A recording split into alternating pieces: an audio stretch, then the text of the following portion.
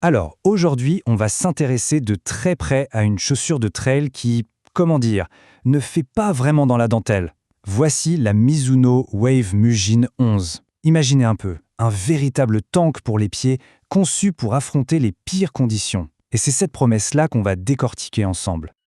L'Ultra Trail, ah là là, c'est pas juste une course, hein.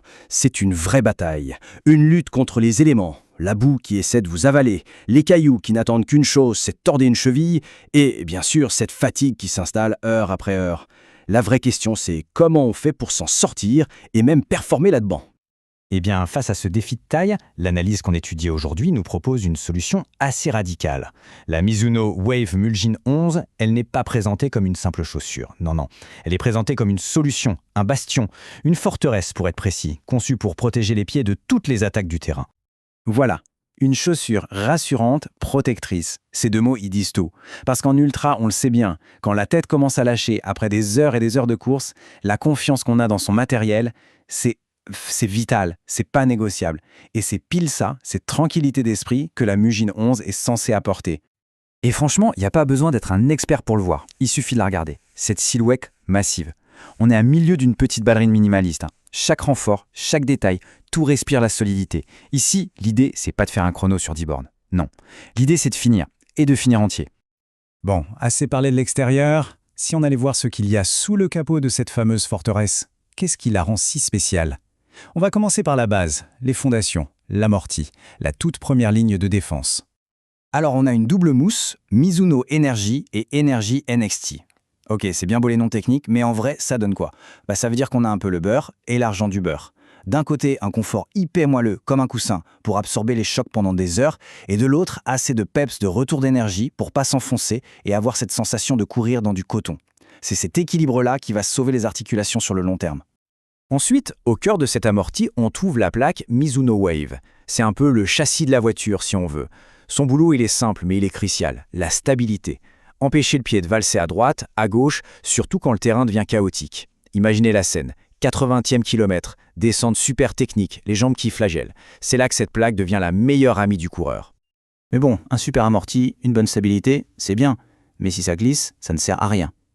Et là, on arrive à ce qui est décrit comme le point fort, le truc vraiment impressionnant de cette Mujin 11, son accroche, son grip.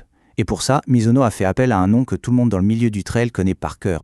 La fameuse semelle Vibram Mega Grip, bien sûr. Et là, attention, les crampons sont profonds, bien espacés. C'est fait pour mordre la boue sans pitié, pour coller à la roche, même quand elle est trempée, et pour tenir bon sur ces satanées dalles lisses et humides. Bref, c'est la promesse de pouvoir poser son pied n'importe où, ou presque sans se poser de questions. Et ça n'a pas de prix.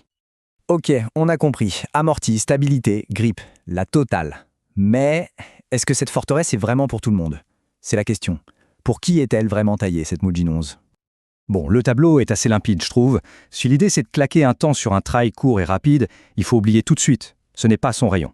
Par contre, si on parle d'ultra, de longue distance, de parcours où le but premier c'est de franchir la ligne d'arrivée, de préserver son corps et de se sentir en sécurité du début à la fin, là on est en plein dans sa cible.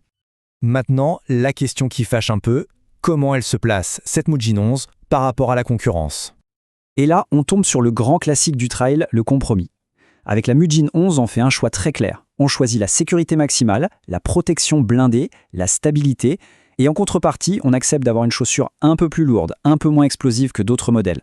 C'est une sorte d'assurance-vie pour les pieds, et cette assurance, elle a un poids, au sens propre comme au figuré. Ces tableaux, ils résument tout parfaitement. Regardez le poids. La Mujin est clairement dans la catégorie poids lourd. À côté, on a des modèles comme la Salomon Ultra Glide 2 qui joue la carte de la plume. Une Hoka va pousser le curseur de l'amorti à fond. La Mujin, elle, son truc, son ADN, c'est ce fameux triptyque, amorti, stabilité et surtout ce grip de folie. C'est ça qui la définit.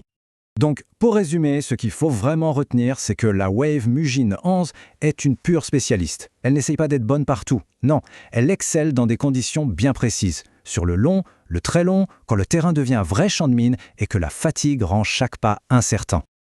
Alors voilà, la question finale, c'est celle-là. Pour les prochaines aventures, les prochains défis, si le programme annonce des ultra-trails bien cassants, des passages en montagne, des forêts techniques et boueuses, est-ce que cette forteresse ne serait pas justement l'alliée parfaite ?